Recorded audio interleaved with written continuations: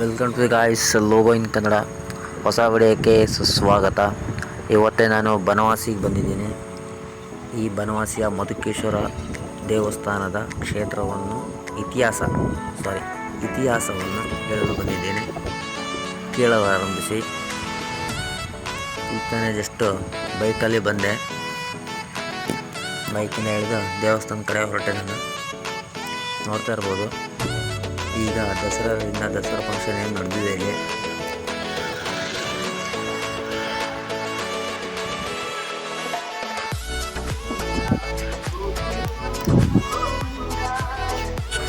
ಎಡಗಡೆ ಇರುವಂಥ ಅದ್ಭುತವಾಗಿ ಮಾಡಿರುವಂಥದ್ದು ತುಂಬ ಪುರಾತನವಾದಂಥ ಮೂರ್ತಿಯಾಗಿದೆ.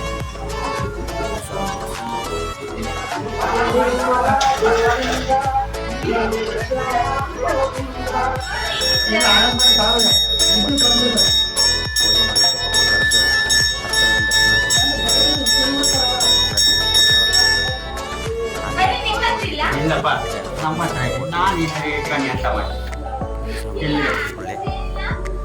ತುಂಬ ಖುಷಿ ಮಾತ್ರ ಈ ಜನ. ಈಗ ನಮ್ಮ ಸ್ನೇಹಿತರು ಇದ್ರ ಬಗ್ಗೆ ವಿವರಣೆ ಹೇಳ್ತಾರೆ, ಕೇಳಿ. ಸ್ನೇಹಿತರೆ ನಮಸ್ಕಾರ. ಟ್ರೈಡೆಂಟ್ ಯಾನಕ್ಕೆ ಸ್ವಾಗತ ಸುಸ್ವಾಗತ. ಗೆಳೆಯರೆ, ಕರ್ನಾಟಕದಲ್ಲಿ ಹಲವು ಪ್ರಮುಖ ರಾಜವಂಶಗಳು ಆಳಿ ಹೋಗಿವೆ. ಅವುಗಳಲ್ಲಿಯೇ ಕದಂಬ ರಾಜವಂಶ ಕನ್ನಡದ ಮೊಟ್ಟ ಮೊದಲ ರಾಜವಂಶವಾಗಿತ್ತು. ಕದಂಬರು ಕ್ರಿಸ್ತಶಕ 345ರಿಂದ ಕ್ರಿಸ್ತಶಕ 525ರವರೆಗೆ ಇಂದಿನ ಉತ್ತರ ಕನ್ನಡ ಜಿಲ್ಲೆಯ ಬನವಾಸಿಯಿಂದ ಆಳುತ್ತಿದ್ದ ಕರ್ನಾಟಕದ ಸುಪ್ರಸಿದ್ಧ ಮತ್ತು ಪುರಾತನ ರಾಜವಂಶವಾಗಿತ್ತು ಎಂಬ ಖ್ಯಾತಿಯನ್ನ ಪಡೆದಿದೆ. ಕನ್ನಡದಲ್ಲಿ ದೊರೆತಿರುವ ಮೊಟ್ಟ ಮೊದಲ ಶಾಸನವಾದ ಹಲ್ಮಿಡಿ ಶಾಸನವೂ ಸಹ ಕದಂಬರ ಆಳ್ವಿಕೆಯ ಕಾಲಕ್ಕೇನೆ ಸೇರಿದ್ದಾಗಿದೆ. ನಮ್ಮ ಈ ಕಸ್ತೂರಿ ಕನ್ನಡವನ್ನ ರಾಜ್ಯ ಭಾಷೆಯನ್ನಾಗಿ ಬಳಸಿದ ಪ್ರಪ್ರಥಮ ರಾಜವಂಶವೂ ಸಹ ಇದೇ ಕದಂಬ ರಾಜವಂಶ. ವೈಭವಯುತವಾದ ಈ ಪ್ರಾಚೀನ ಕದಂಬರ ರಾಜಧಾನಿ ನಮ್ಮ ಉತ್ತರ ಕನ್ನಡ ಜಿಲ್ಲೆಯ ಬನವಾಸಿಯಾಗಿತ್ತು. ಕದಂಬ ರಾಜ್ಯ ಸ್ಥಾಪಕ ಮಯೂರವರ್ಮ ಈ ನಮ್ಮ ಬನವಾಸಿಯನ್ನ ತನ್ನ ಪ್ರಥಮ ರಾಜಧಾನಿಯನ್ನಾಗಿಸಿಕೊಂಡಿದ್ದ. ಗೆಳೆಯರೆ, ಆರಂಕುಶವಿಟ್ಟೊಡಂ ನೆನೆವುದೆನ್ನ ವನವಾಸಿ ದೇಶಮಂ ಎಂದು ಕನ್ನಡದ ಆದಿಕವಿ ಪಂಪ ತನ್ನ ಕಾವ್ಯವಾದ ವಿಕ್ರಮಾರ್ಜುನ ವಿಜಯದಲ್ಲಿ ಬನವಾಸಿಯನ್ನ ಅದ್ಭುತವಾಗಿ ಬಣ್ಣಿಸಿದ್ದಾನೆ. ಇನ್ನು ಕವಿ ಚಾಮರಸ ಬರೆದ ಪ್ರಭುಲಿಂಗ ಲೀಲೆ ಕಾವ್ಯದ ರಂಗಸ್ಥಳವೂ ಸಹ ಇದೇ ಬನವಾಸಿಯಾಗಿದೆ. ಇತಿಹಾಸ ಪುಟಗಳಲ್ಲಿ ಇಂತಹ ವಿಶೇಷತೆಗಳೊಂದಿಗೆ ಸ್ಮರಿಸಲ್ಪಡುವ ಈ ಬನವಾಸಿ ಎಂದೊಡನೆ ನಮಗೆ ಒಮ್ಮೆಲೆ ನೆನಪಾಗುವುದು ಅಲ್ಲಿನ ಸುಪ್ರಸಿದ್ಧ ಮಧುಕೇಶ್ವರ ದೇವಸ್ಥಾನ. ಬನವಾಸಿಯ ಅತ್ಯಂತ ಪ್ರೇಕ್ಷಣೀಯ ಹಾಗೂ ಐತಿಹಾಸಿಕ ಸ್ಥಳವಾಗಿ ಈ ಮಧುಕೇಶ್ವರ ದೇವಾಲಯ ಪ್ರಸಿದ್ಧಿಯನ್ನ ಪಡೆದುಕೊಂಡಿದೆ. ಗೆಳೆಯರೆ, ಮಧುಕೇಶ್ವರ ದೇವಾಲಯ ಕೇವಲ ಒಂದೇ ಹಂತದಲ್ಲಿ ಕಟ್ಟಲ್ಪಟ್ಟಿದ್ದಲ್ಲ. ಕ್ರಿಸ್ತಶಕ 1ನೇ ಶತಮಾನದ ಶಾತವಾಹನರಿಂದ ಹಿಡಿದು 18ನೇ ಶತಮಾನದ ಸೋದೆ ಅರಸರು ಕಾಲಕಾಲಕ್ಕೆ ದೇವಾಲಯವನ್ನ ಜೀರ್ಣೋದ್ಧಾರಗೊಳಿಸಿದ್ದಾರೆ. ಸುಮಾರು 1500 ವರ್ಷಗಳ ಹಿಂದೆ ಕದಂಬರು, ಚಾಲುಕ್ಯರು, ಹೊಯ್ಸಳರ ಕಾಲದಲ್ಲಿ ದೇವಾಲಯವನ್ನ ಕಟ್ಟಲಾಗಿದೆ. ಪ್ರಸಿದ್ಧ ಶಿಲ್ಪಿ ಅಮರ ಶಿಲ್ಪಿ ಜಕಣಾಚಾರಿ ಈ ದೇವಾಲಯವನ್ನ ನಿರ್ಮಿಸಿದ್ದಾನೆ ಎಂದು ನಂಬಲಾಗಿದೆ. ಪವಿತ್ರ ವರದಾ ನದಿಯು ಈ ದೇವಾಲಯದ ಎದುರಿಗೇನೆ ಹರಿಯುತ್ತಿದೆ. ಕರ್ನಾಟಕದ 7 ಮುಕ್ತಿ ಸ್ಥಳಗಳಲ್ಲಿ ಈ ದೇವಾಲಯವು ಸಹ ಒಂದು ಎಂದು ಪ್ರಸಿದ್ಧಿ ಪಡೆದಿದೆ.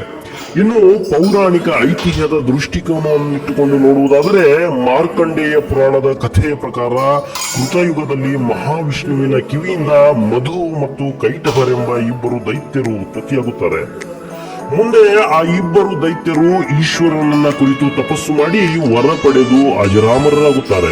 ಆದರೆ ಕ್ರಮೇಣ ಆ ಇಬ್ಬರಲ್ಲೂ ಗರ್ವ ಉಂಟಾಗಿ ಲೋಕ ಕಂಟಕರಾಗುತ್ತಾರೆ.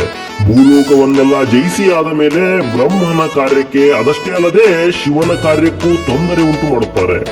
ಆಗ ಬ್ರಹ್ಮದೇವ ವೈಕುಂಠವಾಸಿ ಆ ವಿಷ್ಣು ದೇವರಲ್ಲಿ ಮೊರೆಯಿಟ್ಟು ಈ ಲೋಕ ಕಂಟಕ ರಾಕ್ಷಸರನ್ನ ಸಂಹರಿಸಲು ಕೇಳಿಕೊಳ್ಳುತ್ತಾನೆ. ಬ್ರಹ್ಮದೇವರ ಈ ಮನವಿಯನ್ನ ವಿಷ್ಣು ಸಮ್ಮತಿಸಿ ಆ ಕಂಟಕಪ್ರಾಯ ರಾಕ್ಷಸರಾದ ಮಧು ಮತ್ತು ಕೈಟಭರನ್ನ ಯುದ್ಧಕ್ಕೆ ಆಹ್ವಾನಿಸುತ್ತಾನೆ. ಆದರೆ ಆ ಇಬ್ಬರು ರಾಕ್ಷಸರೊಡನೆ ಯುದ್ಧ ಮಾಡುತ್ತಾ 5,000 ವರ್ಷಗಳು ಕಳೆದರೂ ವಿಷ್ಣುವಿಗೆ ಆ ಇಬ್ಬರು ರಾಕ್ಷಸರನ್ನ ಸೋಲಿಸಲಾಗುವುದೇ ಇಲ್ಲ. ಹೀಗಿರುವಾಗ ವಿಷ್ಣು ಕೊನೆಗೆ ಉಪಾಯದಿಂದ ಯೋಚಿಸಿ ಆ ಇಬ್ಬರು ರಾಕ್ಷಸರಿಗೆ ವರವೇನಾದರೂ ಬೇಕಿದ್ದರೆ ಕೇಳಿ ಕೊಡುತ್ತೇನೆ ಎಂದು ಹೇಳುತ್ತಾನೆ. ಆದರೆ ದುರಹಂಕಾರದಲ್ಲಿ ಅಂಧರಾದ ಆ ದೈತ್ಯರಿಬ್ಬರು ನಾವೇ ಬೇಕಿದ್ದರೆ ನಿನಗೆ ವರ ಕೊಡುತ್ತೇವೆ ಕೇಳಿಕೋ ಎಂದು ಗರ್ವದಿಂದ ನುಡಿಯುತ್ತಾರೆ. ಇದನ್ನೇ ಆಶಿಸಿದ್ದ ವಿಷ್ಣು ಹಸನ್ಮುಖದಿಂದ ಹಾಗಾದರೆ ನನ್ನಿಂದ ನೀವು ಹತರಾಗುವ ವರ ಕೊಡಿರೆಂದು ಕೇಳುತ್ತಾನೆ. ಈ ಮಾತನ್ನ ಕೇಳಿ ಆ ಇಬ್ಬರು ದೈತ್ಯರು ಗರಬಡಿದವರಂತೆ ಆಗಿ ತಮ್ಮಲ್ಲಿನ ಅಹಂಕಾರವೆಲ್ಲ ಅಳಿದು ತಾವಾಗೆ ಇಂತಹ ಪ್ರಸಂಗ ತಂದುಕೊಂಡೆವಲ್ಲ ಎಂದು ಚಿಂತಿಸಿ ಮರಗುತ್ತಾರೆ. ವಿಷ್ಣುವಿನ ಈ ಜಾಲದಲ್ಲಿ ತಾವಾಗಿಯೇ ಬಿದ್ದದ್ದರಿಂದ ಆ ವೈಕುಂಠನಾಥನಲ್ಲಿ ತಮ್ಮ ಒಂದು ಮನವಿಯನ್ನ ಇಡುತ್ತಾರೆ. ಪ್ರಭು, ನಮ್ಮನ್ನ ಸಂಹರಿಸು, ಆದರೆ ನಮ್ಮ ಪ್ರತೀಕವಾಗಿ ಈ ಸ್ಥಳದಲ್ಲಿ ಈಶ್ವರಾಲಯವೊಂದನ್ನ ನಿರ್ಮಿಸಬೇಕೆಂದು ವಿಷ್ಣುವಿನಲ್ಲಿ ಪ್ರಾರ್ಥಿಸುತ್ತಾರೆ. ಆಗ ಮಹಾವಿಷ್ಣುವು ಹಾಗೆಯೇ ಆಗಲೆಂದು ಅವರೀರ್ವರನ್ನ ಸಂಹರಿಸಿ ಬನವಾಸಿಯಲ್ಲಿ ಮಧುಕೇಶ್ವರ ದೇವಾಲಯವನ್ನ ಹಾಗೂ ಅಲ್ಲಿಂದ 15 ಕಿಲೋಮೀಟರ್ ದೂರದಲ್ಲಿ ಕೈಟಭೇಶ್ವರಾಲಯವನ್ನ ನೆಲೆಗೊಳಿಸಿದನೆಂದು ಪ್ರತೀತಿ ಇದೆ. ಅದರಂತೆ ಈಗಲೂ ಬನವಾಸಿಯಲ್ಲಿ ಮಧುಕೇಶ್ವರ ದೇವಾಲಯ ಹಾಗೂ ಸೊರಬ ತಾಲೂಕಿನ ಆನವಟ್ಟಿಯ ಸಮೀಪ ಕೋಟೆಪುರದಲ್ಲಿ ಕೈಟಭೇಶ್ವರ ದೇವಾಲಯವಿದೆ. ಗೆಳೆಯರೆ, ಇನ್ನು ಈ ದೇವಾಲಯದ ನಿರ್ಮಾಣ ಮತ್ತು ವಾಸ್ತುಶಿಲ್ಪದ ಕಡೆ ಗಮನ ಕೊಡುವುದಾದರೆ, ಕದಂಬರ ಕುಲದೇವರಾಗಿದ್ದ ಈ ಮಧುಕೇಶ್ವರನಿಗೆ ಪ್ರಾರಂಭದಲ್ಲಿ ಚಿಕ್ಕ ಆಲಯವನ್ನ ಈ ಕದಂಬರು ಕಟ್ಟಿಸಿದರಾದರೂ ಮುಂದೆ ಬಂದ ಬೇರೆ ಬೇರೆ ರಾಜಮನೆತನದವರು ದೇವಾಲಯವನ್ನ ಸಾಕಷ್ಟು ವಿಸ್ತರಿಸಿದರು. ಕದಂಬರ ಕಾಲದಲ್ಲಿ ಇಟ್ಟಿಗೆಯಿಂದ ಈ ದೇವಾಲಯದ ಛಾವಣಿ ಕಟ್ಟಲಾಗಿತ್ತು. ಮುಂದೆ ರಾಷ್ಟ್ರಕೂಟ ಅರಸರ ಕಾಲದಲ್ಲಿ ಅಂದರೆ ಸುಮಾರು 8ನೇ ಶತಮಾನದಲ್ಲಿ ದೇವಾಲಯದ ಗರ್ಭಗೃಹದ ಸುತ್ತಲೂ ಇರುವ ಪ್ರದಕ್ಷಿಣ ಪಥ ಮತ್ತು ಒಳಮಂಟಪಗಳು ಹಾಗೂ ಇನ್ನೂ ಕೆಲ ದೇವಸ್ಥಾನದ ಮೂಲ ಭಾಗಗಳನ್ನ ಕಲ್ಲಿನಿಂದ ಕಟ್ಟಿದರು. ಇನ್ನು ಮುಂದಿನ ಮಹಾಮಂಟಪವನ್ನ ಕಲ್ಯಾಣಿ ಚಾಲುಕ್ಯರು ಮತ್ತು ಹೊಯ್ಸಳರು 12ನೇ ಶತಮಾನದಲ್ಲಿ ತಮ್ಮದೇ ಶೈಲಿಯಲ್ಲಿ ಕಟ್ಟಿಸಿದ್ದಾರೆ. ಅದಾದ ನಂತರ ವಿಜಯನಗರದ ಅರಸರಾದ ಹರಿಹರನ ಕಾಲದಲ್ಲಿ ಅವನ ಮಂತ್ರಿಯಾಗಿದ್ದ ಚಾವುಂಡ ಮಾಧವ 14ನೇ ಶತಮಾನದಲ್ಲಿ ಸುಹಾಸಿನಿ ನಂದಿ ವಿಗ್ರಹವನ್ನ ಕಟ್ಟಿಸಿದನು. ಹಾಗೆಯೇ ಹೊರಗಿನ ಪ್ರಾಕಾರ ಮತ್ತು ಪಾರ್ವತಿ ಸದಾಶಿವನ ಗುಡಿಗಳನ್ನ 15ನೇ ಶತಮಾನದಲ್ಲಿ ವಿಜಯನಗರದ ಸೋದೆ ಅರಸರು ನಿರ್ಮಿಸಿದರು. ಗರ್ಭಗುಡಿಯ ಬಾಗಿಲಿನ ಎಡಭಾಗದ ಕೋಣೆಯಲ್ಲಿರುವ ಆದಿ ಮಾಧವನ ಮೂರ್ತಿಯು ಬಾದಾಮಿಯ ಚಾಲುಕ್ಯರ ಕಾಲದ್ದಾಗಿದೆ. ಕಲ್ಲಿನಲ್ಲಿ ಕೆತ್ತಿದ ತ್ರೈಲೋಕ್ಯ ಮಂಟಪವನ್ನ ಸೋದೆಯ ಸದಾಶಿವರಾಯ 1638ರಲ್ಲಿ ಶ್ರೀ ದೇವರಿಗೆ ಅರ್ಪಿಸಿದನು. ದೇವಾಲಯದ ಪ್ರಾಂಗಣದ ದಕ್ಷಿಣ ಭಾಗದಲ್ಲಿ ಪ್ರತ್ಯೇಕವಾಗಿ ದ್ರಾವಿಡ ಶೈಲಿಯಲ್ಲಿ ಕಟ್ಟಿರುವ ಸೂಕ್ಷ್ಮ ಕುಸುರಿ ಕೆತ್ತನೆಗಳಿಂದ ಕೂಡಿದ ಕಲ್ಲಿನ ಮಂಟಪವನ್ನ ಸೋದೆಯ ಅರಸ ರಘುನಾಥ ನಾಯಕನು ವಸಂತ ಕಾಲದಲ್ಲಿ ದೇವರ ಉಪಯೋಗಕ್ಕಾಗಿ 1729ನೇ ಇಸವಿಯಲ್ಲಿ ಮಾಡಿಸಿಕೊಟ್ಟನು. ಇನ್ನು ಕ್ರಿಸ್ತಶಕ 1779ರಲ್ಲಿ ಸದಾಶಿವರಾವ್ ಪೇಶ್ವೆಯವರ ಧರ್ಮಪತ್ನಿ ಪಾರ್ವತಿಬಾಯಿಯವರು ಬನವಾಸಿಗೆ ಭೇಟಿ ನೀಡಿದ ಸಂದರ್ಭದಲ್ಲಿ ಶ್ರೀದೇವರಿಗಾಗಿ ಒಂದು ದೊಡ್ಡ ಕಂಚಿನ ಗಂಟೆಯನ್ನ ಮಾಡಿಸಿಕೊಟ್ಟಿದ್ದಾನೆ. ಇನ್ನು ಉತ್ತರ ಪಾರ್ಶ್ವದಲ್ಲಿರುವ ಆದಿಶೇಷ ಪ್ರತಿಮೆಯನ್ನ ಚುಟು ವಂಶದ ರಾಣಿ ಶಿವಸ್ಕಂದ ನಾಗಶ್ರೀ ಕೆತ್ತಿಸಿದ್ದಾಳೆ.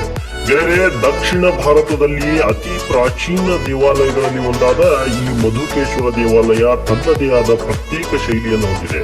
ಕರ್ನಾಟಕದ ಪ್ರಾಚೀನ ಇತಿಹಾಸದ ಎಲ್ಲಾ ಶಿಲ್ಪಕಲಾ ವಿನ್ಯಾಸಗಳನ್ನ ಇದರಲ್ಲಿ ನಾವು ಕಾಣಬಹುದು. ಗುಡಿಯ ಪ್ರಾಂಗಣದಲ್ಲಿ ಕೆತ್ತಿದ 11 ಏಕಾದಶ ರುದ್ರರ ಮೂರ್ತಿಗಳು, 12 ದ್ವಾದಶ ಆದಿತ್ಯರ ಮೂರ್ತಿಗಳು ಮತ್ತು ಅಷ್ಟ ದಿಕ್ಪಾಲಕರನ್ನ ಅವರವರ ದಿಕ್ಕಿನಲ್ಲಿ ಪತ್ನಿ, ಆಯುಧ ಹಾಗೂ ವಾಹನಗಳ ಮೇಲೆ ವಿಗ್ರಹಗಳನ್ನ ಕೆತ್ತಿ ಸ್ಥಾಪಿಸಿರುವುದನ್ನ ನೋಡಲು ಲಭ್ಯವಿರುವುದು ಇದೊಂದೇ ಸ್ಥಳದಲ್ಲಿ. ದೇವಾಲಯದ ಹೊರವಲಯದಲ್ಲಿರುವ 40 ಅಡಿ ಎತ್ತರದ ದೀಪಸ್ತಂಭ, ಧ್ವಜಸ್ತಂಭಗಳು ಒಂದೇ ಕಲ್ಲಿನಿಂದ ಮಾಡಲ್ಪಟ್ಟಿವೆ. ದೇವಾಲಯದ ಗರ್ಭಗುಡಿ ಈಗ ಅರ್ವಾಚೀನ ಆಕಾರವನ್ನು ತಳೆದಿದೆ. ಸುಂದರ ಕೆತ್ತನೆಯ ಕಂಬ, ಕೂಡುಕಟ್ಟೆಗಳಿಂದ ಆವೃತವಾದ ಸುಖನಾಸಿನಿ ಮುಖಮಂಟಪ, ಪ್ರದಕ್ಷಿಣಾ ಪಥಗಳು ದೇವಾಲಯದ ಪ್ರಮುಖ ಆಕರ್ಷಣೆಗಳಾಗಿವೆ. ಗೆಳೆಯರೆ, ಶ್ರೀ ಮಧುಕೇಶ್ವರ ಲಿಂಗವು 5.5 ಅಡಿ ಎತ್ತರವಿದ್ದು ಲಿಂಗದ ಶಿಲೆಯು ಜೇನುತುಪ್ಪದ ಬಣ್ಣದಲ್ಲಿದೆ. ಅದಕ್ಕಾಗಿಯೇ ಮಧುಕೇಶ್ವರ ಲಿಂಗವೆಂದು ಕರೆಯುವುದಂತೆ. ಇನ್ನು ಗುಡಿಯ ಮುಖಮಂಟಪದ ಮಧ್ಯದಲ್ಲಿ ನಾಟ್ಯ ಮಂಟಪವಿದೆ. ಮಮಕಾರ ರಾಜನ ಮಗಳಾದ ಮಾಯಾದೇವಿ ಶಿವನನ್ನೇ ಒಲಿಸಿಕೊಳ್ಳಬೇಕೆಂದು ನಾಟ್ಯ ಸೇವೆ ಮಾಡುತ್ತಿರುವಾಗ ಅಲ್ಲಮ ಪ್ರಭುವು ಮದ್ದಳೆಕಾರನಾಗಿ ಬಂದು ಮದ್ದಳೆ ನುಡಿಸಿ ಮಾಯೆಯನ್ನ ಸೋಲಿಸಿದನೆಂದು ಪ್ರಭುಲಿಂಗ ಲೀಲೆಯಲ್ಲಿ ಹೇಳಲಾಗಿದೆ. ಇಲ್ಲಿನ ಇನ್ನೊಂದು ವಿಶೇಷವೇನೆಂದರೆ ಈ ಮಂಟಪದ ದುಂಡಗಿನ 4 ಕಂಬಗಳಲ್ಲಿ ನಮ್ಮ ಪ್ರತಿಬಿಂಬವು ಏಕಕಾಲದಲ್ಲಿ ನೇರವಾಗಿ ಹಾಗೂ ತಲೆ ಕೆಳಗಾಗಿಯೂ ಕಾಣುತ್ತದೆ. ಗೆಳೆಯರೆ, ನಾಟ್ಯ ಮಂಟಪದ ಎದುರು 7.5 ಅಡಿ ಎತ್ತರದ ಬೃಹತ್ ನಂದಿ ಇದ್ದು ಇದು ಹಾನಗಲ್ ಕದಂಬರ ಕಾಲಕ್ಕೆ ಸೇರಿದ್ದಾಗಿದೆ.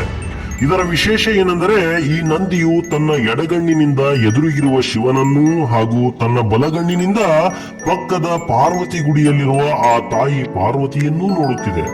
ಅತ್ಯಂತ ನುಣುಪಾದ ಬಳಪದ ಕಲ್ಲಿನಿಂದ ಕೆತ್ತಲಾದ ಈ ನಂದಿಯ ಮೂರ್ತಿ ಒಂದು ಅಭೂತಪೂರ್ವ ಭಕ್ತಿಯ ಭಾವವನ್ನ ನೋಡುಗರಿಗೆ ಉಂಟು ಮಾಡುವಂತಿದೆ.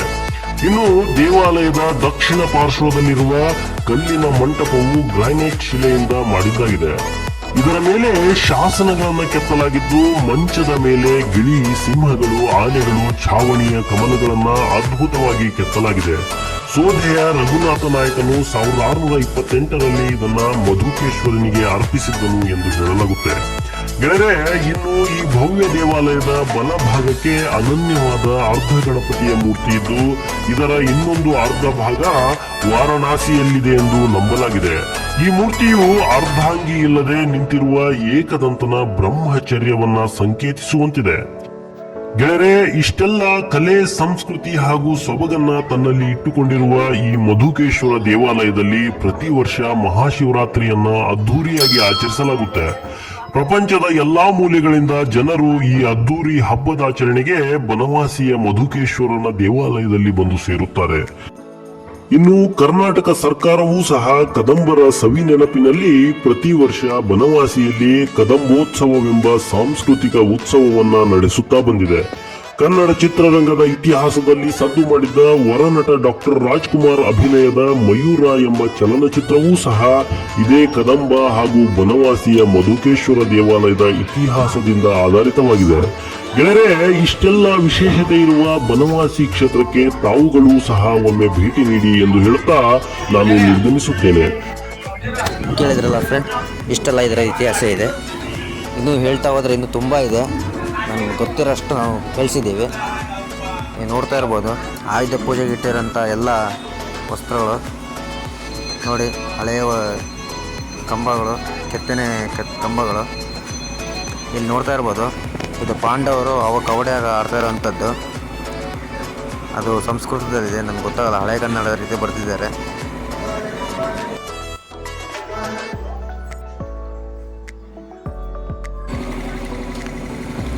ಬಸವಣ್ಣ ಅಂತೂ ತುಂಬ ಅದ್ಭುತವಾಗಿ ಕೆತ್ತಿದ್ದಾರೆ.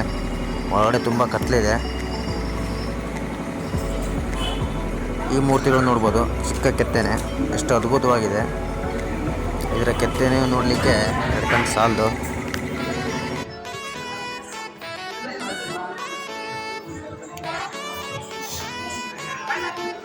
ನೋಡಿ, ಇದೊಂದು ಶಿವಲಿಂಗ ಇದೆ. ಇದರದ್ದು ತುಂಬ ಪವಾಡ ಇದೆ. ಚಪ್ಪಾಳೆ ಹೊಡೆದು ನಮಸ್ಕಾರ ಆಗ್ತದೆ. ಪೂರಾ ವಿಷಯ ಗೊತ್ತಿಲ್ಲ, ನಮ್ಮ ಮನೆಯಲ್ಲಿ ಎಲ್ಲ ಹೇಳ್ತಾ ಇದ್ರು. ನೋಡಿ, ಆಯುಧ ಪೂಜೆಗೆ ಇಟ್ಟಿರೋಂಥ ಎಲ್ಲ ವಸ್ತುಗಳು.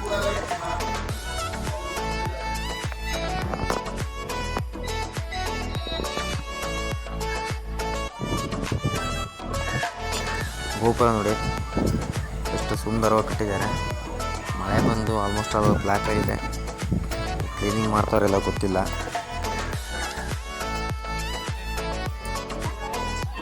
ಜನ ಸ್ವಲ್ಪ ಕಮ್ಮಿ ಇದ್ರು. ನನಗೆ ವೀಡಿಯೋ ಮಾಡಲಿಕ್ಕೂ ಚೆನ್ನಾಗಾಯ್ತು. ಸ್ವಲ್ಪ ಟೂರಿಸ್ಟ್ನವರೆಲ್ಲ ಬಂದಿದ್ದರು ಅಂತ ಕಾಣುತ್ತೆ. ಏನೋ ದಸರಾ ಪೂಜೆ ಹಿಡಿದಿದ್ರು.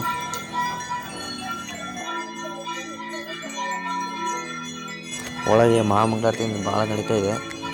ದರ್ಶನ ತಗೊಳ್ಲಿಕ್ಕಂತ ಸ್ವಲ್ಪ ವೀಡಿಯೋ ಮಾಡ್ಕೊಂಡ್ಬಿಟ್ಟಿದ್ದೀನಿ.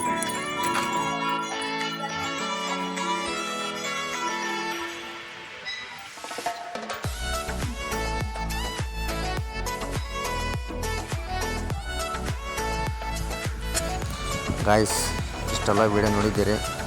ಮುಂದಿನ ವೀಡಿಯೋ ಸಿಗೋಣ. ಬಾಯ್.